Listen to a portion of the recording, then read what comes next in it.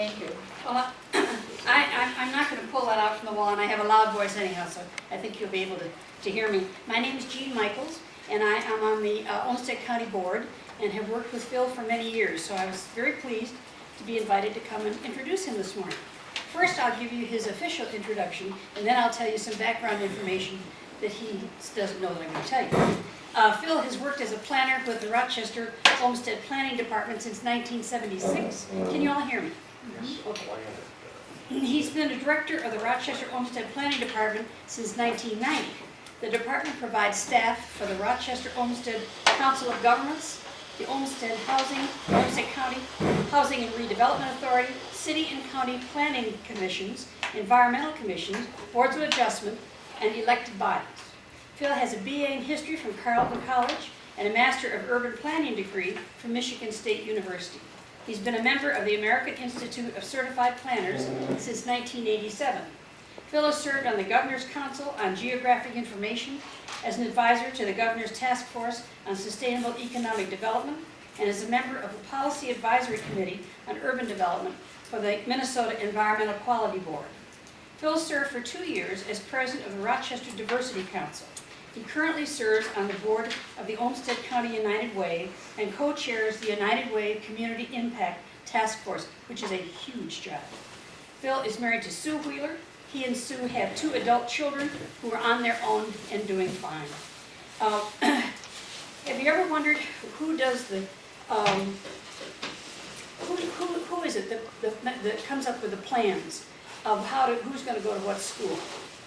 Have you ever thought what a nightmare job that would be? Well, this is the fellow who comes up with that, and I'm not sure how he got the schools. I know how he got the city and the county and the rest of it. And I'll bet that the current planning the schools has been more difficult than redistricting. Am I right, Phil? More people care about it. More people. I'm sure that's right. When we were doing our redistricting, we had a very short period of time to do it.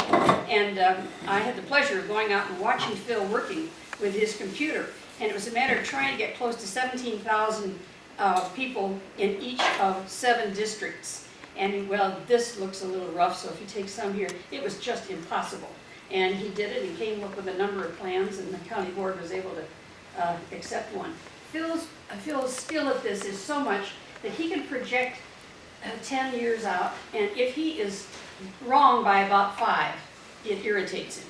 Now the last few years, because of our phenomenal growth, that's happened more than look at me as if it didn't happen. It's happened, yes, excuse me.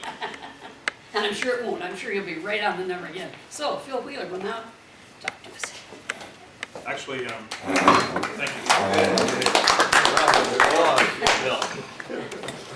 I understand there's a video that somebody has arranged to show. First, it's from the Diversity Council, and it's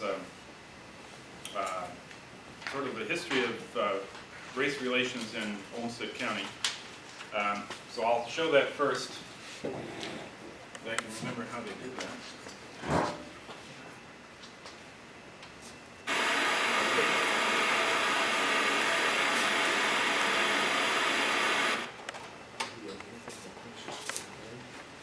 Just for debate.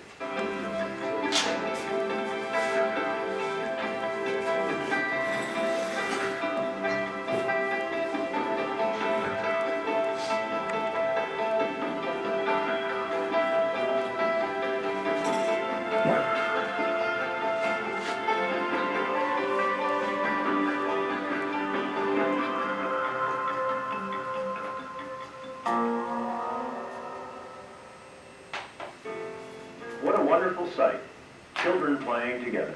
We really are born without prejudice, aren't we? But somewhere along the line, we all get messages about who we are and how we stack up against others, and we start to separate ourselves. My mom doesn't like blacks, but in public she doesn't mind them. My family makes jokes and stuff about Hispanic people. My friend's dad hated me because he thinks that Asians don't work. He told his daughter not to talk to me or be with me. When children believe these messages, they become adults who treat people of different cultures unfairly. I feel that there are too many Vietnamese in this town that are using our tax dollars to live on welfare.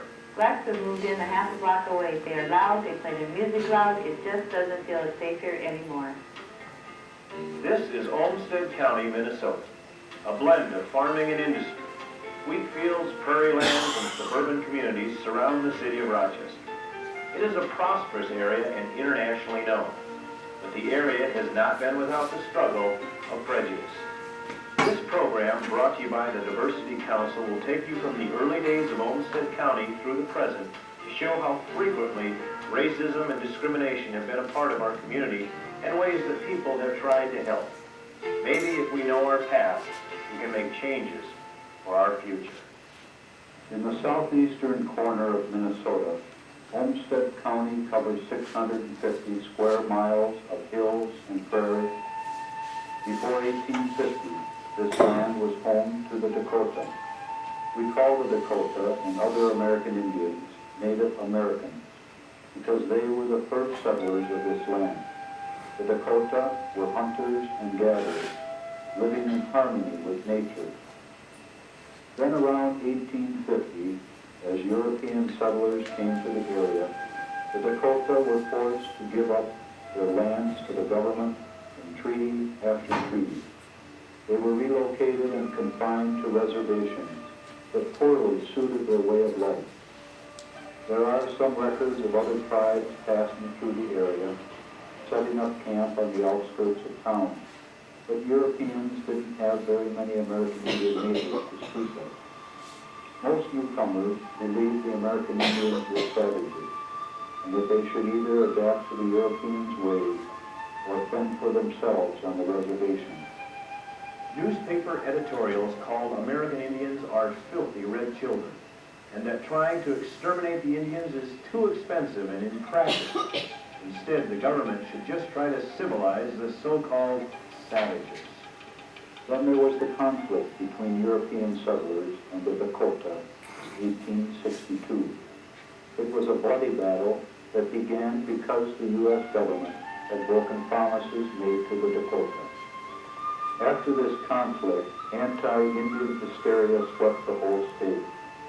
Local sign painter John Stevens got on the bandwagon and painted vivid scenes of the battle on long canvases, wound them on rollers, and took his show on the road. Mr. Stevens surely stoked the fires of fear and hatred with his display. It was right about that time that the state offered $500 as bounty for Indian scalps. The American Indian was either hated, feared, or ignored. With most of them on reservations, people in this area didn't have to think much about them. They were an invisible people. A lot of American Indians today still feel like invisible people in the larger culture. Settlers from surrounding states and other countries such as Ireland, Germany, Norway, Sweden, and England moved to this region. The rich soil was good for farming, so the new tenants quickly set up farms, built homes and schoolhouses, and laid claim to the land. They settled the area in clusters, mostly because of language differences. The Swedes over here, Irish over there, Germans in that corner. There was real intolerance between these groups of European settlers. Settlers from different countries or from the same country but of a different religion just didn't get along. For example, the German settlers who were Catholic didn't mix with the German settlers who were Protestant. It seems anytime people think of others as different in some way, there's conflict. During the time of the Civil War, as Lincoln was calling an end to slavery, the first African Americans came to Olmsted County. They were looking for opportunity just like everyone else. Their numbers were small, and the census data from the last half of the 19th century showed fewer than 20 African Americans in Olmsted County. In spite of these small numbers, there were still strong reactions over racist mixing.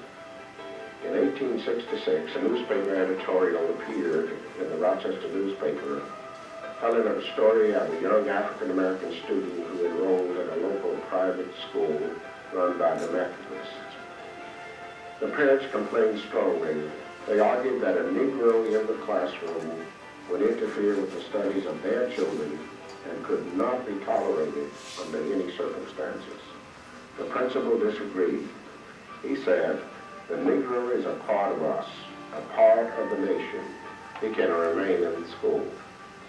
We don't know what happened to that student, but during this time we know of at least 2 African Americans who were murdered because of the color of their skin. The first was James Willis, a barber apprentice. In 1871, a white barber, Henry Stevens, shot Willis in anger because Willis had beat him in a fight. Stevens said he couldn't stand the idea of being whipped by a black man. The other victim was Caleb Holmes. He was a patient at the Rochester State Hospital in 1889. 2 hospital attendants beat him to death, and the hospital tried to cover it up. They had the support of the community as town people rallied around the doctor who organized the cover-up. The prejudice during this time was not just based on so-called color differences. People of different religions, poor people, and people from other countries all experienced division and hatred. For instance, World War I gave area residents fuel for anti-German feelings. Germans who lived here were feared and hated, and they were called Huns. When the deadly Spanish flu epidemic hit Olmsted County in 1918, the Germans were even accused of spreading the virus on purpose. Because of the hatred towards Germans, Elizabeth German School was forced to find a new name. It is now called Rochester Lutheran School. During the Depression, times were hard for everyone, and there was tension between Lutherans and Catholics toward newcomers to the area, such as the Greeks, and toward those who didn't have much money. But the prejudice didn't stop when the Depression ended. In the early 40s, it still wasn't easy for African Americans to live in Olmsted County. It wasn't even easy for them to pay a visit. This is the spot where Vern Manning ran the Avalon Hotel. Mr. Manning came from Seattle, visited here several times, but couldn't find a hotel that would accept colors, as African Americans were called in. So he moved his family here and opened the Avalon Hotel in 1944. He had quite a guest list: Duke Ellington, the Ink Spots, George Armstrong, but he opened his doors to everyone. In fact, nearly half of his guests were white. Some African Americans also operated boarding houses. In 1946, Mr. and Mrs. Howard Naves moved to Rochester from Chicago. They lived in the southeast section of Rochester, where Mrs. Nave ran a boarding house for a number of years. A couple called the Swearingen also ran a boarding house. Mrs. Nave recalls what it was like to be one of the few African Americans in Rochester. The discrimination started as soon as we moved in. The neighbors didn't want us here. Some of them were bold enough to tell us so. Like the one man who said to my husband, "I guess I can tolerate you if you stay on your side of the fence." My husband answered him right back, "And I guess I can tolerate you if you stay on your side of the fence." There used to be signs above the doors of several restaurants that read, "We do not solicit colored trade." The signs came off in 1947, but in some places, they just brought the signs inside and put them on a counter. The 1960s were turbulent years across the country. Even though there were still very few African Americans, Filipinos, Chinese, Japanese, and American Indians in Olmsted County, it too was caught up in the civil rights efforts that were changing the nation. At least 38 citizens of Olmsted County were willing to stand up for what they believed. On a balmy August evening in 1963, they gathered and marched down Broadway to show support for civil rights workers across the nation. Theirs was a peaceful demonstration, but it caused a violent reaction. Bystanders, perched on a roof, showered the marchers with eggs. Others hurled taunts. The evening ended on a frightening note. A burning cross, the symbol of the Ku Klux Klan, was thrown in front of the Avalon Hotel. An ugly editorial appeared in the next day's paper. It suggested that marches not be held in Rochester because of the reaction created. The editor wrote, "We feel that very little good comes from a parade and much bad results." Also, in 1963, IBM Rochester hired George Gibbs. Gibbs had just retired from a 24-year career with the Navy, and he had a family. He was not the first African-American hired by IBM. That was John Pritchard. But because Gibbs had a family, people worried that now too many Negroes would start coming to the area. For some people, Gibbs' service to his country and its management expertise wasn't as important as the color of his skin. Other African Americans who came to Rochester during this time have recalled they too didn't feel welcome. The welcome wagon didn't bother to knock on my door as they did at many other people here in Rochester. And as we went around Rochester in the apartment, there were several management firms that had apartments. But yeah, it was, the age-old story was you get there and the apartment is rented. By the end of the decade, a handful of organizations had formed to help address the tensions between people of different races.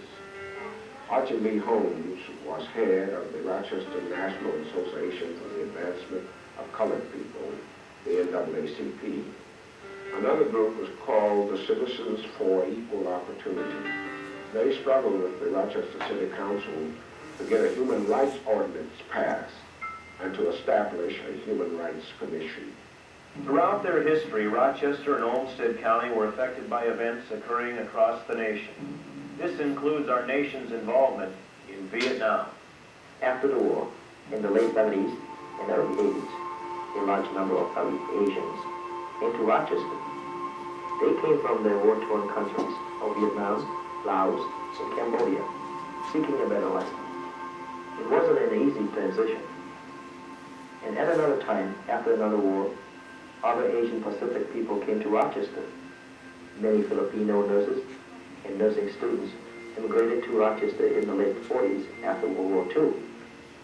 Coming to Rochester, it was not my choice 10 years ago. I escaped from communism in my country, just trying to survive. It's very hard for the newcomer, for those who came from, I could say, as from their original country, like from Laos.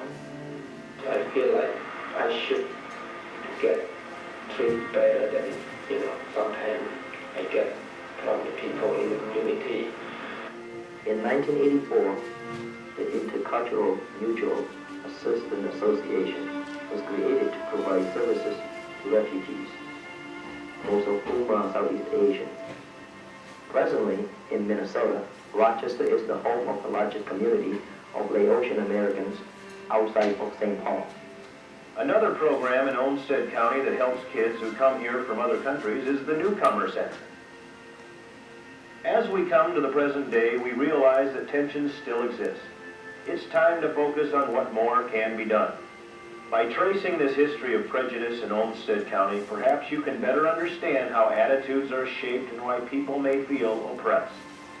This legacy of almost 150 years of discrimination has to now be balanced with people living together fairly and peacefully. Today, there are even more programs and organizations that help raise awareness and urge action on this important issue. Diversity Council is an organization committed to working toward the elimination of racism and discrimination in Olmsted County. They pull together citizens to work on anti-discrimination task forces. They educate the community on the benefits of cultural diversity, and they provide opportunities for residents to learn skills for living together in a multicultural community. Other ways people try to help is through the Community Net. A 1993 Compass study on accessing the information needs of the community indicated that Rochester had many services and activities, but people just didn't have a way to access them. The Community Net's First Call for Help now provides a comprehensive information and referral service by connecting people who need services with people providing services. There are also efforts to help preserve Native American culture and increase understanding within the greater community. The Native American Center was formed in 1984. Members of the center go to schools, churches, and other organizations to teach and explain the ways of American Indians. The center hosts a powwow and arts and crafts expo. A growing number of people in Olmsted County celebrate our diversity at the World Festival, organized by the Rochester International Association. Now it is time to do more, to feel more. The efforts of organizations such as these are important for increasing our awareness and appreciation of various ethnic and cultural groups. But these groups alone are not enough. In order to truly create a peaceful and harmonious community, every person must make a commitment.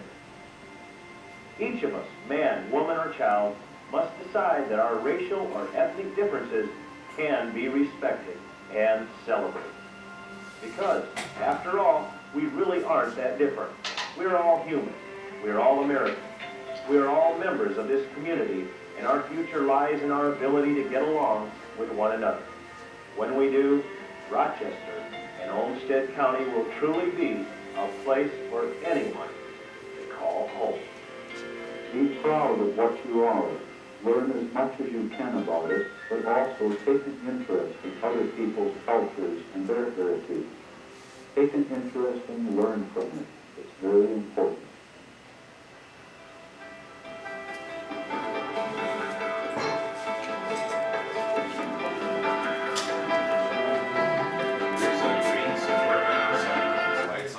Oh.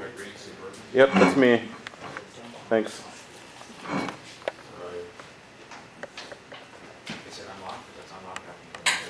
It's probably locked. Just I'll get it in just a second. Let me get set up here.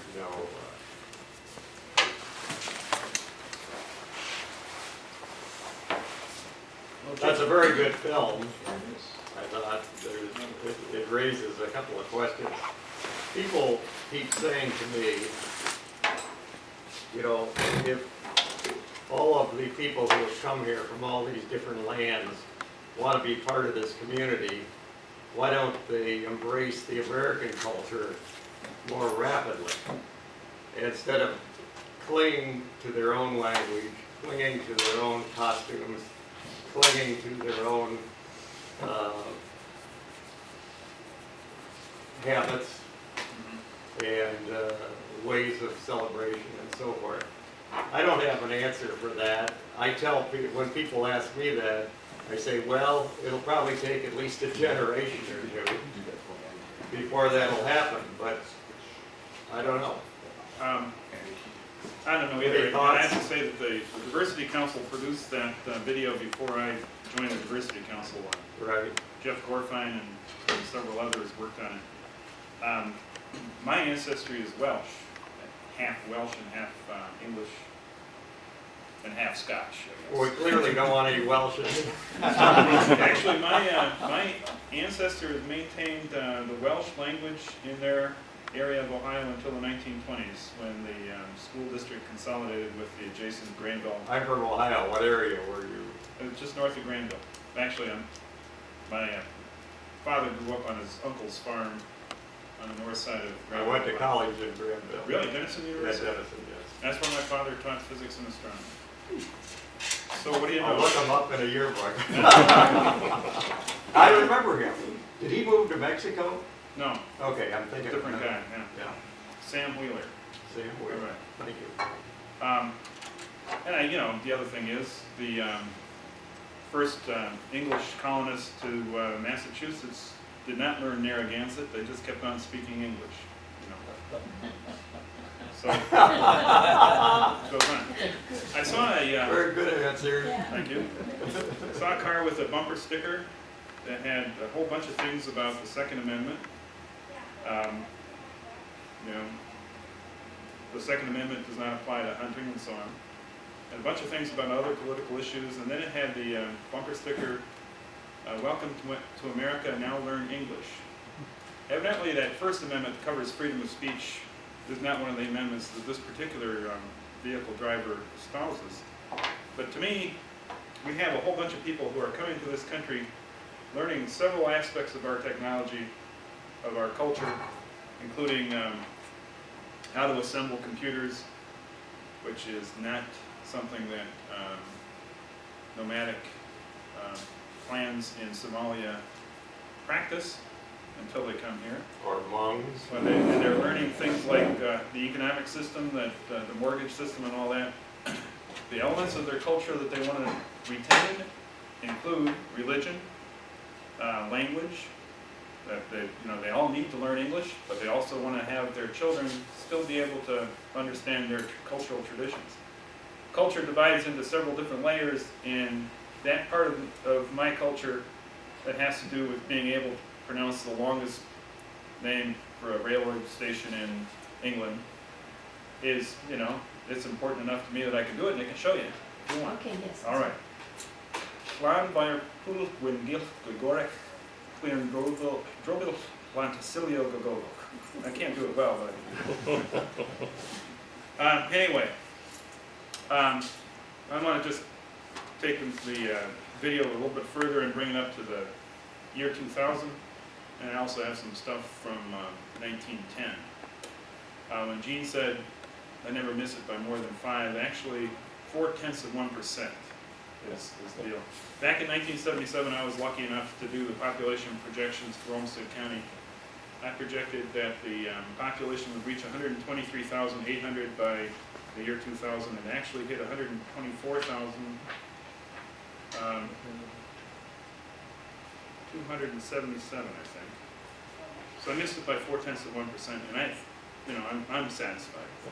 That was at one point in time, did you say? Over at, 77 was the date of the projections.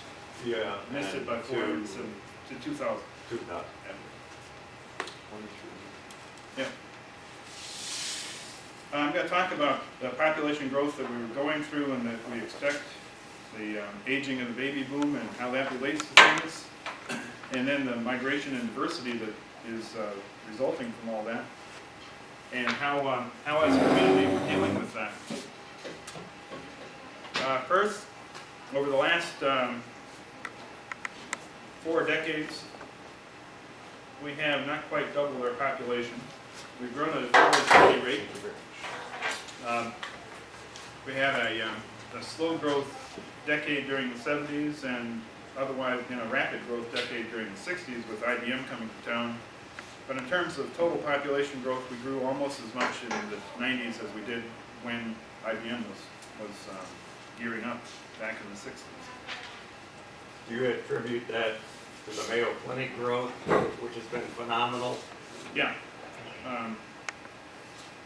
Because IBM stabilized.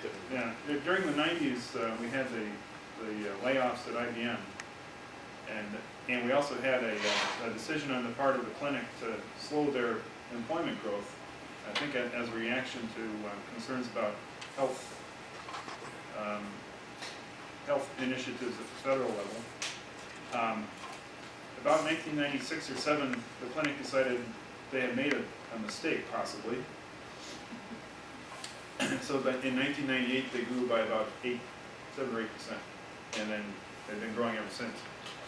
I think, I'd just like to raise the point that I think the emphasis on the IBM layoffs was overdone, in that really the IBM population has not gone down. Yeah. From my understanding, it stayed about the same if you include all the supplemental people they have employed, returning retirees and so forth. Yeah. They've stayed about the same, and then of course you have the spin-offs created in the community, like Hemstar, Celestica, and all these little software companies. So from an impact standpoint, I don't know. I just don't think it's as big a deal as it was made out by the newspaper. The thing is, nobody knew then that all those spin-offs were going to succeed. Right. Well, so we still don't know. Yeah. The thing about the electronics industry is that we have a real high concentration in terms of our employment base of high-tech electronics manufacturing here, but we can't compete in the commodity end because our costs of production are too high. Once a chip becomes a commodity, it can be made anywhere cheaper than it can be made here. So our focus has to be on development, basically, or the advancing edge of technology, and that's harder to. It's not as large an employment base necessarily, it's harder to make immune to changes in the global economy. But on the other hand, the health sector, with the aging baby boom peaked in 1960, so all those people are only 42 now. I was born in 49, so I'm sort of toward the front edge of the baby boom. As a group, we are unused to being told that we can't do anything. And so we go ahead and try to do it, and then we pay the medical consequences gladly, because we have the resources to do it. This is a case in point. I just had eye surgery, both eyes, for torn retinas caused by soccer. Oh, I'm 53, I should have given up soccer a long time ago, but man, that's the way it goes. So anyway, we have a group of people who are going to move into this medical market who have the resources to pay and will pay. And that creates almost an inexhaustible market for health service providers. So a few years ago, the Federal Reserve head for this region told the clinic, the only cap, given the fact that you have a limitless demand for your resource, for your service, the only constraint on your growth is the ability of your housing market to provide for your labor force. Yeah? How do the satellite clinics apply to well, I think they help, actually, because the clinic doesn't need to be the primary health provider for its region. It needs a source of referrals. So, well, anyway, these are our forecasts. Our high-end employment projections had a high-end population consequence. About by 2020, we'd be up around 151,000. Our high-end forecast for 2015 is, in some cases, already exceeded for certain segments of the economy, and we will likely need to increase these forecasts. And increase the employment forecast for sure, and I'm not sure yet, because we haven't done it yet, what impact that'll have on the long-term population forecast. What's the red versus the yellow there? The red is the moderate projections, and the yellow is the high. Okay, so it's a range. That's focused. Oh, wow. All this is being triggered by rapid employment growth. We had an employment growth rate of 6.2% overall for 1998. In August of 1998, we were tied with the lowest unemployment rate in the nation at 0.8% unemployment. And that creates things like rising housing prices, 0.1% vacancy rate in rental housing, and so on. So for this 10-year period, we grew by 19,000 jobs. That's almost 30% overall. Keep in mind, 19,000 jobs is a number of, what's that place up in St. Cloud? That firm that's closing, or was closing. Finger Hut. 19,000 jobs is what, like 6 finger huts? We added 6 finger huts in a decade. As a result of the trends in the labor force, we're producing new workers at a slower rate than we're producing new jobs. We had a gap in workers of about 20,000 workers in 1990, and we made up for that gap by commuting, by people holding more than one job, and that's basically it, by expansion in the resident labor force, to some extent by women, that small percentage of women who are not in the labor force coming back into the labor force, but mostly by commuting and to a certain extent by population growth. Our resident labor force grew by 16,000 people from 1990 to 2000, but our jobs grew by 3,200 more jobs than people, and so we had a gap in 2000 of 23,080. Meanwhile, in our adjacent counties that provide our labor force by commuting, they had job growth of 9,400 more jobs than they had people. And so what we now have is this vacuum, pulling workers into Rochester, and they're pulled from surrounding counties, and those surrounding counties are pulling workers from further out. Considering that in the new District 1 of Gil Gutnick's current district, now extends from Sioux Falls to the river. In that stretch of counties, 57% of the population growth that took place in the 90s took place in Olmsted County. Half of the population growth that took place in that entire stretch of counties took place in the city of Rochester. So our ability to draw from ever-expanding circles of commuting patterns is limited by the fact that even if you draw from a long, long way away, we still don't have population growth coming into that region to supply our labor force growth needs with commuters. That 9,000 is just counties that border on Yep. Olmsted? Yep. Where's the big job demand occurring in those counties? McNeil's is an expanding employer. There are some employers in Winona that expanded. You know, I think the food processing has been pretty stable, but we've had expansion in. I don't think this goes out as far as steel, where Owatonna has had some employment growth. That's an amazing number to me. Yeah. Yeah. Finance industry growing also. I see Sterling Bank's got places all over the place. Yeah. That tends to grow it sort of in proportion to the total labor force. So that would be part of it too. The big growth outside of Olmsted County is in the manufacturing sector. How do you get to your statistics? Well, these all come from the either the census or the Department of Economic Security. The Department of Economic Security issues all those labor force and employment databases, like I just know the acronyms, ES-202 forms, you know.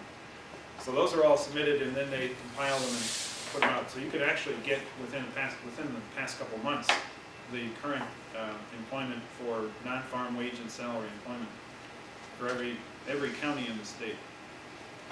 And this vacuum you're talking about is primarily being caused by the growth of the health industry. Did I understand you say that? That's what's driving it, I think. You know, when you have a new health sector job, you end up with other support sector jobs also, construction and retail trade and so on. But the driver is, if we didn't have the expanding health sector, then the growth would be slower across the... Are those gap jobs low wage or middle wage or high wage? Well, they're across the board. Across the board? Yeah. So that's what's driving all the growth. Most of this growth is happening in cities. Overall, in townships, we've had a 0.3% decline between 1980 and 2000. Part of the decline is related to annexation, but for half of the counties in Olmsted County, the decline happens even without annexation. All of those rural counties, nearly all of the rural counties, have lost population simply because of farm consolidation and aging of the high school population. There's some of us here in the room that can relate to annexation. Welcome to the city of Rochester. All right. Thanks. You're welcome.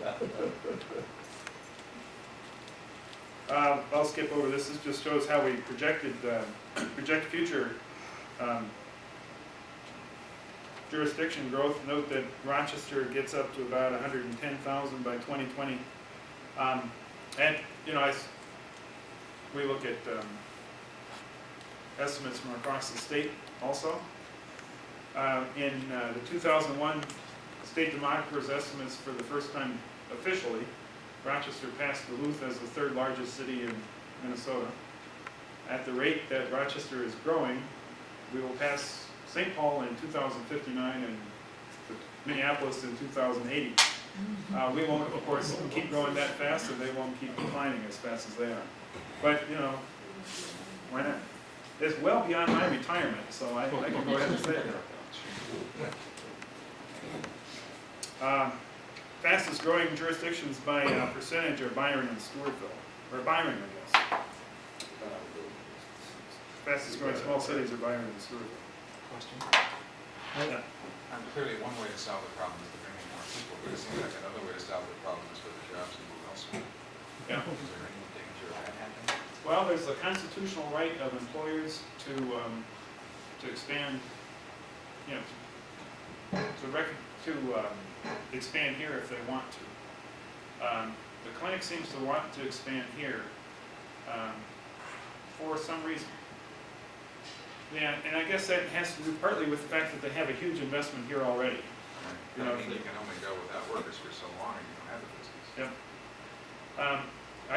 I'm not sure, they will be constrained by practical matters like they need nursing homes for their rehabilitation services, right? They cannot have such salary demands on the types of workers who work in nursing homes that nursing homes can't provide workers. So they are constrained basically by the housing market. They can't grow faster than the housing market can adjust. And they did that for a few years in the 1990s and had kind of huge ramifications. So that'll be a constraint. But some of the outlying industries, let's do some of those, and they couldn't make those places if they had to. I think any place that has a fairly low investment in capital, the plant and equipment and so like that, could move. Crenlo, for example, has moved its tractor cab manufacturing to North Carolina because all of their tractor cab, they're a vendor of tractor cabs to farm equipment manufacturers, and they've all moved to North Carolina because wage rates are lower in North Carolina than they are in the Quad Cities. And they're lower in North Carolina partly because of labor laws in North Carolina being more advantageous for employers than for workers. So there's going to be some of that sorting out. And I think we will have a difficult time maintaining an agricultural employment sector, and all those things are related to agricultural employment. I don't expect to have any growth there, and if we are able to maintain Anthony and so on in this community, that'll be a plus.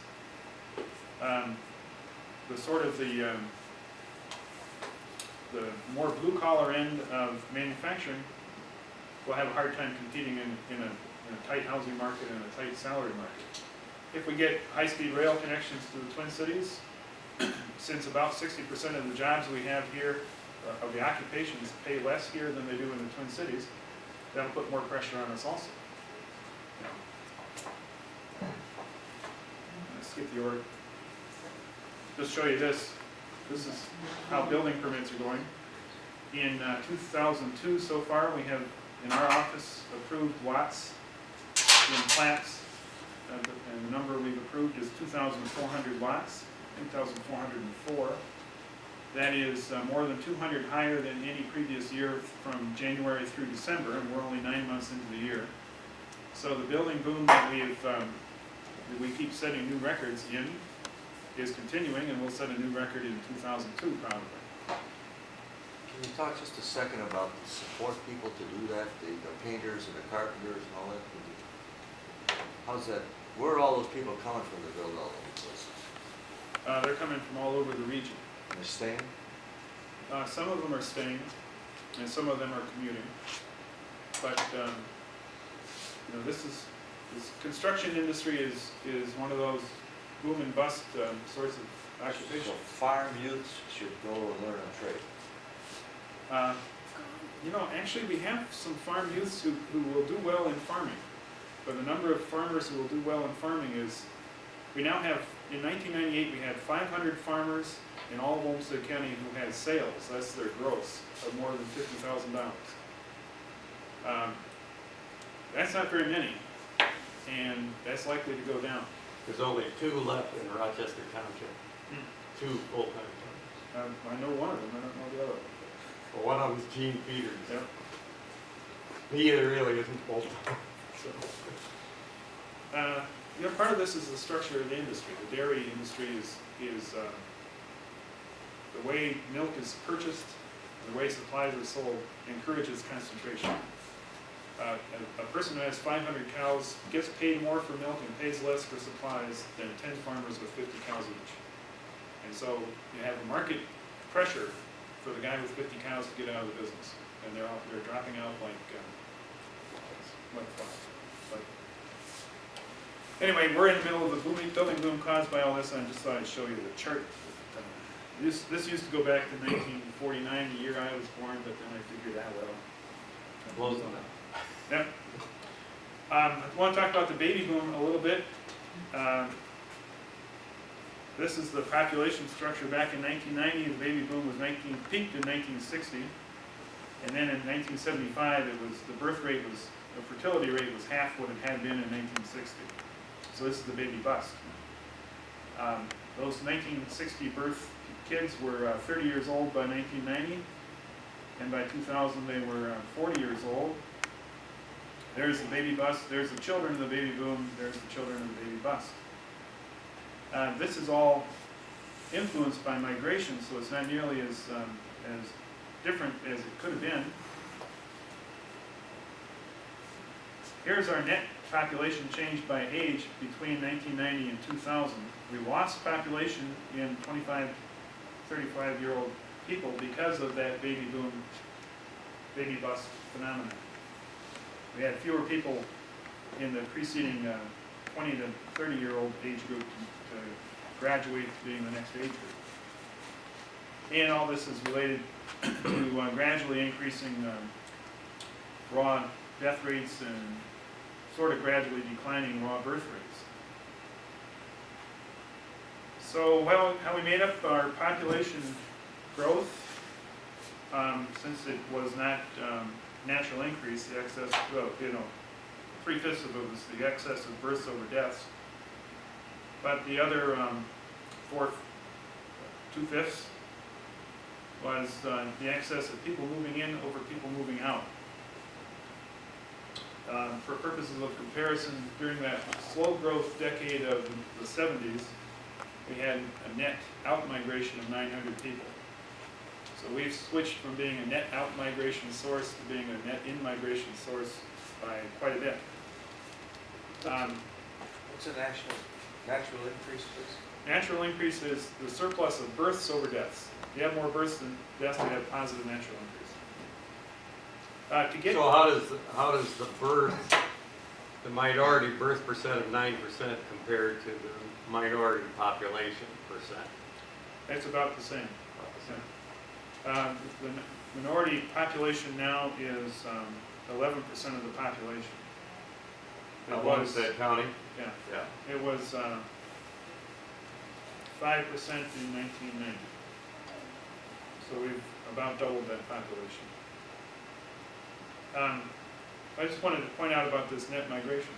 Think about all the graduating seniors from high school and how many of them stay here for their freshman year in college if they go to college. The number is fairly small. And so that's a huge number, percentage-wise, who move out every year. And add that up with people who are changing jobs, the residents who come here for a few years and then move on somewhere else, the medical students who come here for a few years, the interns who work at IBM and then get moved to New York somewhere. And what that all adds up to is about 60,000 people moving in and about 53,000 people moving out over the period of the decade. We have 6,000 or so ins and outs each year. That's based on, anticipating your question, that's based on the IRS, who tracks, when you file a tax return, you file your social security number and your address and so on like that, and all your dependents.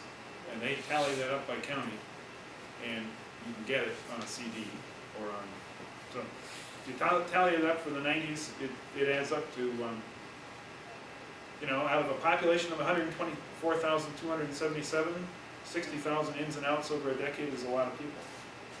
Half of the people in Olmsted County live in a different house now than they did in 1995, and 25% of them lived in a different county than Olmsted County in 1995.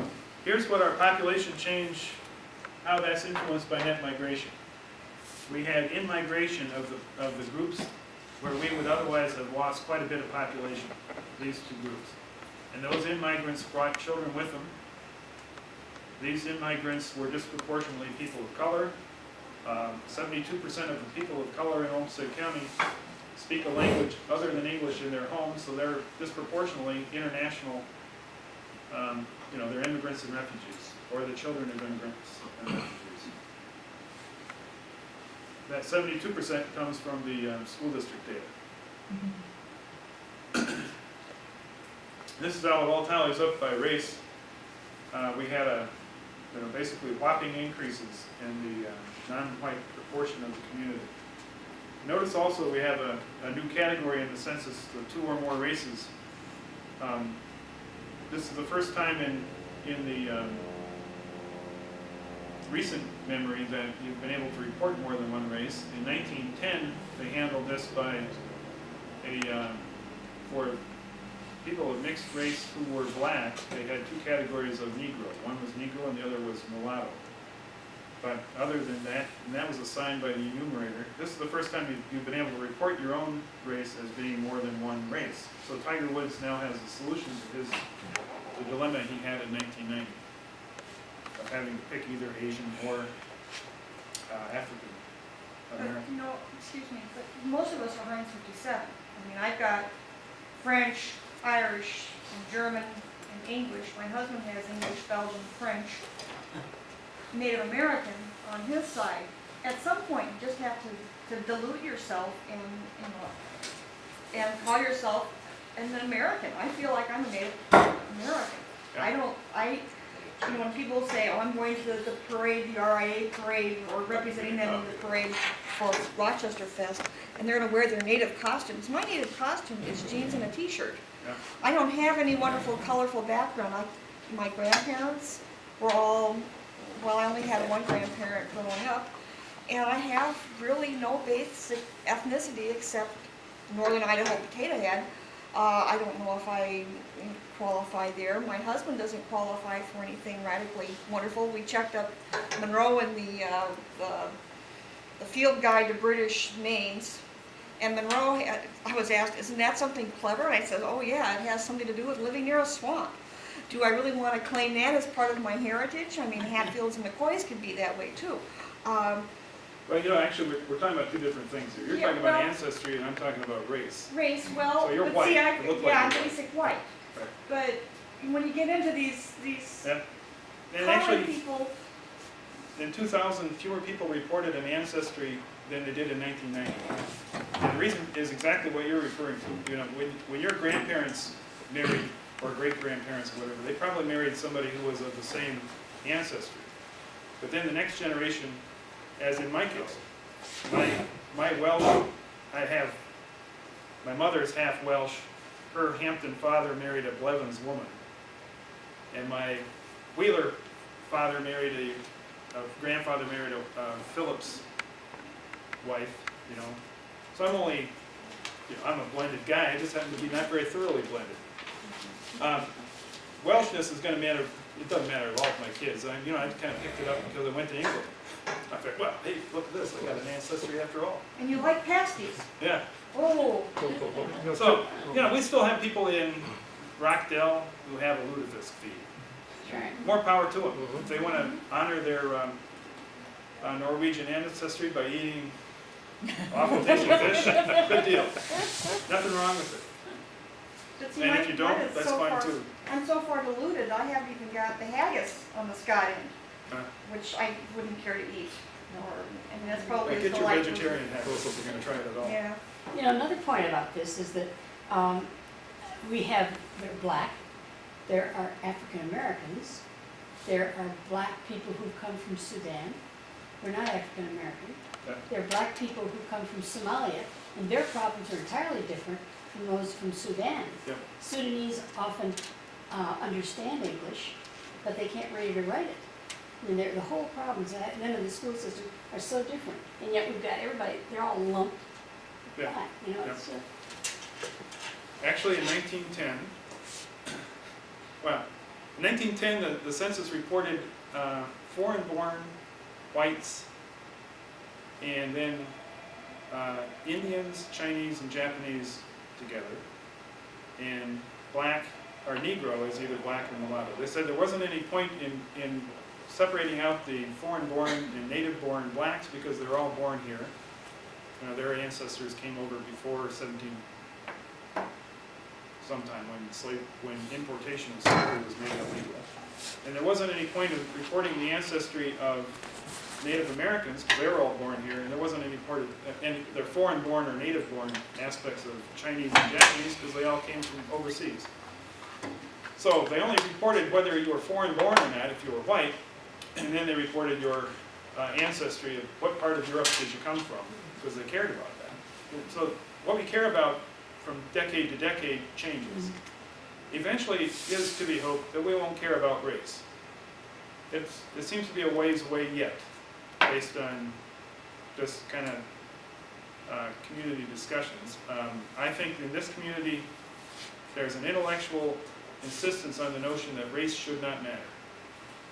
In other communities that I've lived in, that's not the case yet.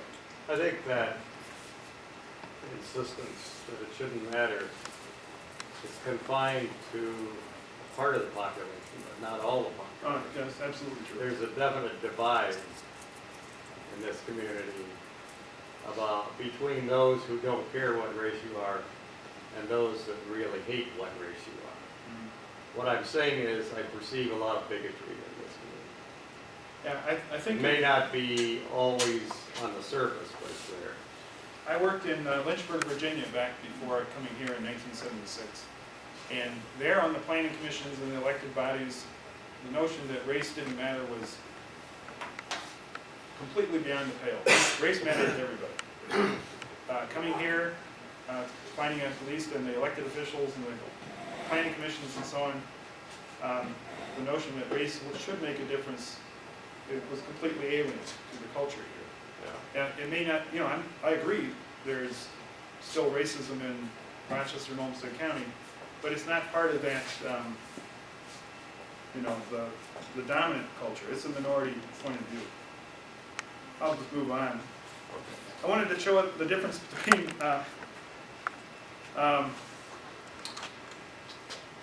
the immigrant population parents behind, and I've known several of them whose parents didn't survive that. Others of them whose parents are still in refugee camps in Kenya. But we have a younger population of minorities, partly because of the escape of the mobile from the services that motivated them to escape. And so as a result, we have a declining percentage, kind of a varying percentage of minorities with parents behind, and I've known several of them whose parents did survive that. Others of them whose parents are still in refugee camps in Kenya. But we have a young population of minorities, partly because of the escape of the mobile from the services that motivated them to escape. And so as a result, we have a declining percentage, kind of a varying percentage of minorities by age group. The green line is the percentage in each age group that is minority. Point out that the 0 to 4-year-olds, the children of people who moved here, about 17.5% of that age group is people of color in the year 2000. That's countywide is a higher percentage in the city of Rochester. We are now 23% minority in our elementary schools, and we're likely to go higher. And that's just a fact, I guess. Overall, 93% is white. Included in this white percentage is Hispanic seeking white people, for example, and Bosnian and other white people. 43% of our population growth was persons of color. And the enrollment in English for speakers of other languages in 1999, and the number changed. I should update this slide. I did not. I had 2-year-old, 3-year-old in here. In any case, we have about 8,000 people of foreign origin in our community, and it proves to be pretty close to the actual from the census count. Here are all the languages spoken in 2001 in Olmsted County K-12 schools. These are languages. We actually have 58 different countries, 52 different languages. We are almost as many languages for the schools to deal with as the entire state of California. And the reason is, of course, they overlap a lot. If you're carrying on instruction in an English for speakers of other language courses, this presents a challenge. Who teaches the English as a second language classes? Is the school? The schools do in the K-12 program. We also have adult basic education through the community education program. IBM has English oriented to assembly, so you can learn enough to English to put that clipper thing into this clipper hole. What does a teacher, for example, that's teaching English as a second language to Hmongs have to understand the Hmong language to do it? I imagine Or do it must they have a understand different a little bit. technique? Yeah, I don't know. I just wonder what the technique was. Yeah, I don't know either where they find enough teachers to do all this. I mean, it's a problem because, for one thing, you have people from different parts of the country that, I mean, Americans that speak English differently. And for me, sometimes it's hard to understand. So you can imagine if they have one teacher from Alabama, another one from California or whatever, then it can be confusing. Yep.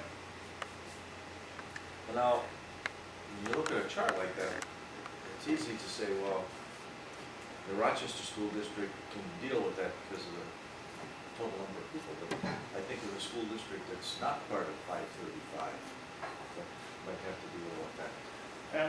That's one of the reasons why outside of Rochester we have very, very much lower numbers of minorities. And partly simply because the school district doesn't have the resources to handle the additional education requirements, and partly because the community also lacks things like a mosque, and we have an infrastructure here that Stewartville, Byron, and Dover, Yoda don't have. Can some of those children work that, even though they don't live in 535's jurisdiction, can some of those children migrate just for schooling purposes? Yeah, because they have the, whatever it's called, you can attend out of district. Where do the Bosnians fit in there? I don't. Actually, incorrectly, we have this listed as Serbo-Croatian. Okay. It's incorrect simply from the standpoint of Bosnians refer to their language as Bosnian. Right. And the Children, Family, and Learning Department refers to it as Serbo-Croatian. Well, the language is very, I have two Bosnian neighbors, and the language is almost identical, just like speaking American South or East, or even like Spanish and Italian are similar, although not that similar, but this one man told me that there's hardly any difference. Of course, they have different religious backgrounds and everything, and in their country they were separated because of that, but basically I think it's about the same. I understand from reading a text on linguistics that Norwegian and Swedish are actually dialects of the same language, but try telling that to a Norwegian. Or a Swede.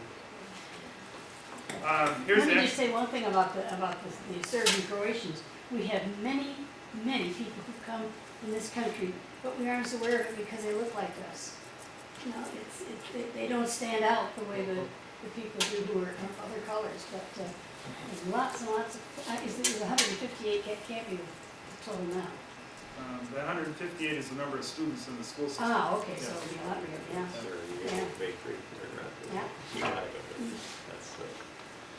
This is the census data on place of birth. 9,758 people are foreign born.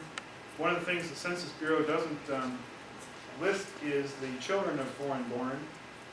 They used to do that in 1910, and I'll get to that in a second.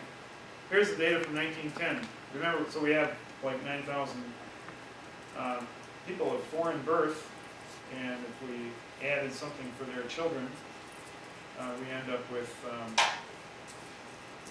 probably another 4,000 estimate, and that would be about 10% of our population.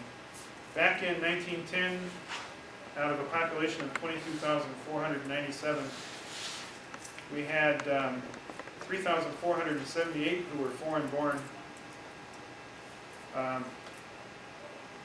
We don't know what percentage of the minority population was foreign born. Added to that were 8,338 people for whom either one or both parents were of foreign birth. So adding the two of those together, we're up to 11,800 out of 22,500 who were a fairly recent entry into the United States. many of these were German Lutherans or Norwegians. Some of them may have been Irish even this late in the period. In spite of the challenge, the Greek. There must have been Greeks at that time. Could have been. Yeah. George, when do you think, what time frame did most of the Greek people come to Rochester? Well, most of them, I think, came after 1920. There were some that came in about 1910, and I don't think anybody came in before 1910. But I have to tell you a humorous thing that happened. About 10 years ago, my wife and I stopped at the Dodge County Historical Museum, and this woman showed me a record. She said that there were Greeks back in 1880 that worked in the railroad in Dodge County. So I got a photocopy of it, and maybe I'll bring it, maybe give it to the Historical Society. But most of them had Russian names. But then the census, these were census figures, mentioned they were Greeks. So one Greek told me that there were Greeks that migrated to Russia and they changed their names, you know, and so that's be interesting to pursue. And I gave it to one professor of Greek ancestry in Minneapolis, and I don't know if he pursued that, but it would be interesting. But all of them had Russian names. I just wanted to say one other thing about this, and I forget what it is now. Yeah, it has to do with assimilation. 1910, you know, it's Olmsted County, half the population is of recent foreign origin, and yet somehow the community seemed to survive. We are now at 8 to 10% probably of foreign origin. I suspect we'll survive somehow also. I think I already did that one. One of the things that we've been able to maintain recently is, although we are somewhat separated from each other by certain things. For example, males. Back in 1990, I haven't done it for 2000 yet. If you measure segregation, you measure it by how concentrated the population is, and that's in turn is the percentage of the minority group that would have to move for there to be a perfectly even spread. Now, males are a minority, mostly because we are biologically less fit than females, and so we don't live as long. And so we end up being somewhat concentrated by reverse.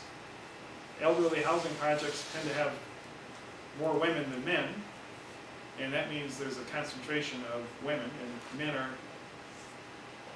disproportionately more away from those areas. And so even though we are only discriminated against in golf, where we have to tee off from a tee that's further back, and it's just outrageous. It's time we took our matters into our own hands and played whatever tee we want to, by gum. We have a 3% segregation index. They're apparently not including cemeteries in this. No, right. Distinct from other Midwestern metropolitan areas, we are more segregated by income than by race. Twin Cities, for example, is about 50 to 100% more segregated by race than by income. But we're the other way around, partly because we have a large, significant share of our non-white population is also affluent, professional and managerial employees, and partly because our non-white population has moved here after things like the Civil Rights Act of 1964 and the Housing Civil Rights Act of 1968. Excuse me, can you dissect that? I looked at the chart, I see income 32%. What are we saying here? That means 32% of the persons below poverty would have to move to some other census tract for there to be a perfectly even distribution of people with incomes below poverty. And 28% of the renters would have to move. Okay. Now, between 1970 and 2000, we've fluctuated. Back in 1970, we had 227 black people, and their median income was higher than the median income of whites. Because affluent people tend to be concentrated in affluent parts of the community, we had a segregation of affluent people, and that resulted in a slight concentration of minorities in some census tracts. 1980, we had the beginnings of the influx of Southeast Asians, and there were predominantly low income. After all, they came here with the things they could carry, basically. And so we had a more even spread. We had affluent people in affluent areas, low-income people in low-income areas, and very little segregation. By 1990, with the balance of the Southeast Asian in-migration, predominantly minority people were low-income people, and we had a higher concentration. Now, between 1990 and 2000, we doubled the population of minorities, and the overall segregation level went down. And the reason for that is the Southeast Asian population, after 2 decades of living here, had amassed the resources necessary to buy homes. We still had a significant in-migration of professional and managerial employees that were minorities. And thirdly, we built affordable housing in a wide range of locations in the community. We didn't concentrate affordable housing in existing low-income areas. Where new affordable housing was built, it was predominantly built on the fringe of the community. And the combination of those 3 factors means that we had declining segregation. And that's something we should be proud of. It is rare. Milwaukee, in a matter of decades, about doubled its segregation level, for example. Milwaukee metropolitan area. And we are more concentrated among children than among the general population, and partly that's because affordable family housing is still concentrated in inner Rochester tracts. So young families with children who lack means are disproportionately concentrated in the inner parts of Rochester. Looking at the elementary school data, just to get the numbers, by race, 30% of elementary students minority elementary students would have to move for there to be a perfectly even distribution, and 37% of elementary students who are eligible for free and reduced price lunch, which is tied to the poverty level, would have to move. So again, we are still more concentrated by poverty than we are by race, and that's good to know. Sort of the challenges that our changing circumstances create. We have the challenge of supplying affordable housing. That's not necessarily a community challenge, but it is a challenge for our employers, and unless we respond, our employers will be unable to do what they want to do. So, in part, we need an employer-type response to this issue also. As we supply more affordable housing, we need to maintain integrated neighborhoods and schools. That's a huge challenge, I know from recent experience. We are going to have to invest in assimilating newcomers. When we talk about the expenditures per student, and we make the assumption that we are the same as jurisdictions that don't have the language barriers to overcome, we're making a huge assumption. And you take a 15-year-old kid who comes to America, has to master English, master literacy, because he's not literate in his language of origin, master the subjects of high school, and considering that he has not been to middle school or elementary school ever in his life, and pass the basic grad standards. What we've done is impose a virtually impossible challenge for this kid. We give them until age 22 to master this, but it's going to take some investment. Even a diligent kid, and who knows a diligent teenager? You know, there are obviously several, right? But right. My children, of course, are profoundly gifted. But considering all the things that we normally go through with teenage kids, such that parents are glad to pay the tuition to get them out of the house, we're stacking a huge pile of challenges on these kids. We need to, in my opinion, if we're going to be relying on newcomers to supply our labor force needs, which we have to be willing to make the investment to help them succeed.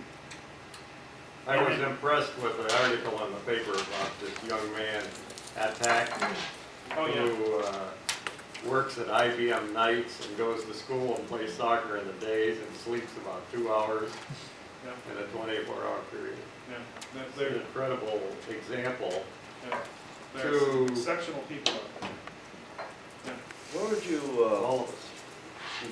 Yeah, that's okay, I was just gonna say.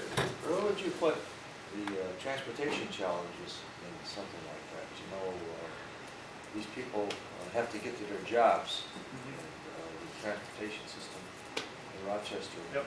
How would you handle it? I would add it to the list. Okay. Yeah. And childcare would be another thing. We have an intern who has 4 children. She came to us. She managed to escape Somalia.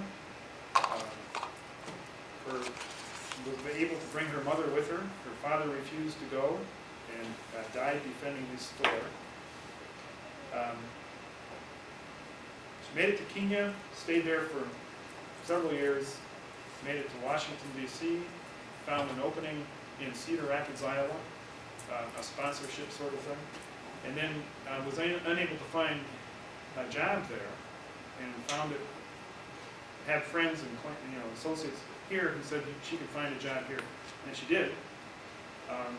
We taught her sort of the basics of running a computer and kind of clerical sorts of things, how to phone etiquette, all that kind of thing. She was already eager to learn and easy to teach, and she got a scholarship at RCTC, where she's now training to be a nurse. She was lucky because she was able to bring her mother with her, and during that entire time she had child care arranged for her. Had she not had that, her ability to even participate would have been drastically different.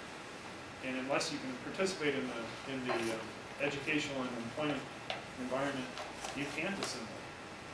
So the list could go on. Yeah, well, the other reason I mentioned is that I had a friend that was in the business in a while of trying to provide low-cost transportation to minorities.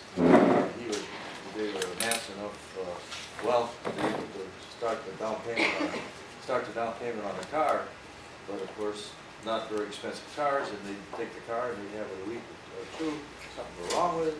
They had no resources to fix it, so back and forth. So I'm thinking about a statistic I picked up in China 12 years ago. Basically, the Chinese ride a half an hour to commute to their jobs.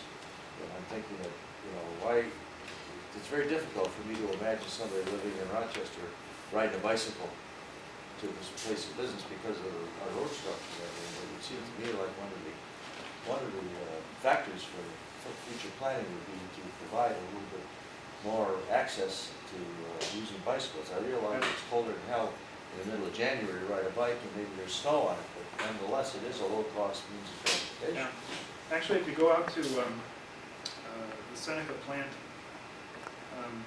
when they're canning, there's a bicycle area, parking area that's full. Right. So there are a lot of people who have figured that out. Yeah. I personally ride a bike to work, except when there's snow on the ground. So we need a variety of options, and that's one of the huge challenges. Well, we actually have an incredible network of trails in Rochester. Show me that. Show me the way to ride your IBM. That's. Well, you can, actually the 41st Street. Actually, 41st Street and Circle Drive both have a bike path along them. So. Yeah, I used 41st Street to get onto Douglas. Well, there were 2 years when it was impossible because of the construction, but they have that path restored now. We're now requiring developers, when they do a plat along an arterial or collector street, that they install a bike path at the time of it.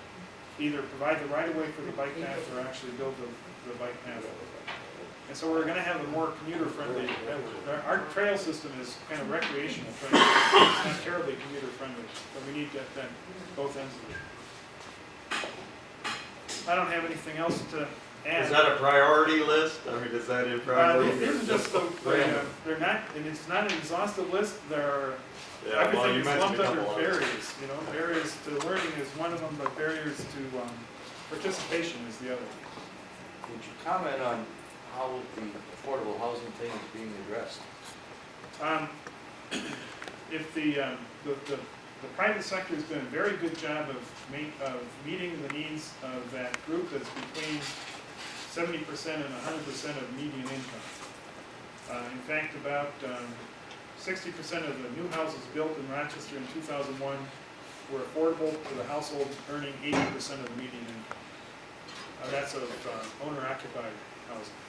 But the cost of construction is such that at the very low end, the private sector can't do it. Programs like First Homes and the land trust sort of approach where they'll build a house and assume the land part of that, and that's about 25% of the cost of a house is the land, are meeting some of that need. We are, through the Housing Redevelopment Authority, managing more rental assistance units through federal subsidies. And the HRA just is about finished with building the apartment complex on North Broadway. How about manufactured housing? Are you friendly to manufactured housing? By state law, you can locate a manufactured home on any lot. So local government can't constrain that by state law. Developers do constrain that through restrictive covenants. So when you plan a subdivision, most developments say you can't put a mobile home on this subdivision. We have a new mobile home park. Mobile home parks, in order to be economical to run, are ending up becoming very large. The one that's closing on 2nd Street was about 29 units, and the new one that's being built on South Broadway east of Fleet Farm is about 400 units, and that's about the scale that need to be. There aren't many neighborhoods that want to have a 400-unit mobile home park become part of their neighborhood, and that's because of reasons related to property values. Probably would be one of them. If you look at the facts around mobile home parks, the crime rate is actually statistically not different, but actually lower than single-family homes. It's the same. Traffic generation is the same or less, and property value impacts, there isn't any research that proves that there's a property value impact, but nevertheless, there's a widespread popular opposition to them, and the council is abiding by the democratic will of the majority in that regard. But are these covenants legal that these developers? You can't have a racial covenant or a religiously based covenant, but you can have a covenant on the style of dwelling. Covenants frequently say you can't build a house smaller than so many square feet, and they sometimes even say you can't build a house that costs less than this amount of money. And developers do that because they think there's a market for lots, that the market for lots in their subdivision will be better if they are able to assure people that the house next door won't cost less than their house. I think they can be, if somebody took it to the U.S. Supreme Court, they probably could challenge it, which is difficult. Covenants are difficult to enforce.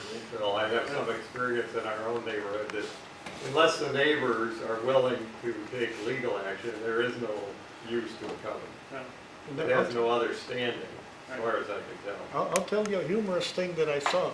See, when my parents had a house on the 12th Avenue and 1st Street Northwest, and I looked at the deed, and it had a restriction that you can't sell to a Moor or Turks. And why they put it there, I don't know. Well, I can understand that. We're going to have an election in November, and the issues that are coming before the candidates seem to be a variety of things, but not this. I'm just not conscious of these issues. I mean, we talk about Medicare, or we talk about taxes, or something or another. So I guess I'm wondering if the officials that we're going to elect are not focusing on this, how can we expect this to receive the attention that it should have? I'm glad Gene's going for this. I think the time frame of most elected officials is shorter than 5 to 10 years ago. And mostly they're thinking of what's going to happen next year. So what they're worried about more than anything else is the state budget deficit and how that's going to affect local government, and sort of short-term issues. If we had a society that focused on long-term issues, we wouldn't be facing a shortfall in Social Security funding. You know, we would have covered our Medicare situation and so on. And take the tax cuts that the state government enacted a few short years ago. You know, it doesn't show foresight. So that doesn't sound hopeful. Yeah, when they had the surpluses, they should have kept the money because they would need them now. Now, I say in defense of the county board has seen this sort of presentation. The leadership of the city and county and school district have all endorsed the community strategic plan for diversity that the 21st Century Partnership looked at. So they're aware of these things. At the state level, I don't see any attention. You know, there's a thing called integration aid, but integration aid doesn't address the things where you're talking about people with limited literacy, people with limited English proficiency, and people who are coming here in their teens trying to master everything. You know, we have this thing that we're purporting to evaluate the efficiency, the effectiveness of schools. And so we say, what percentage of your high school kids graduate? Well, if you throw in kids who can get a job on the line and who can't master this stuff, it's just frustrating as you can imagine. And they can make money for their family outside, and they choose to drop out. That's a hard decision it's a wrong decision in the long term, but it's a hard decision to blame them for. And unfair decision to blame on the school when we lack the resources to supply the needs that these kids have. So, yeah, thanks for letting me vent. I think we need to wrap this up, Okay. at least officially. I'd like to thank Mr. Wheeler for coming. I think this was really interesting. The next session is going to be November 13th. It's going to be Father Nicholas Mazzacapa. He's going to talk about Thanksgiving is never old, since that's Thanksgiving. I'll come back. If there's anybody here who hasn't heard this guy talk, he's extremely entertaining. You won't Extremely. That's for sure. And I'm sure Mr. Wheeler will answer your questions one-on-one.